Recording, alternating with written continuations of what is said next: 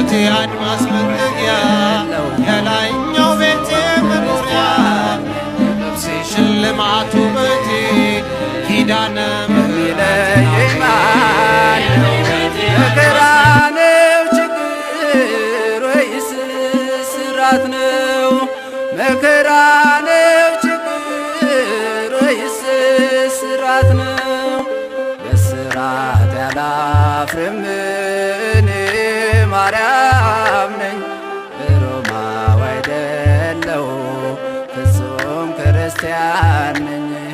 ከእመቤቴ ፍቅር የሚለየኝ ማነው? መከራ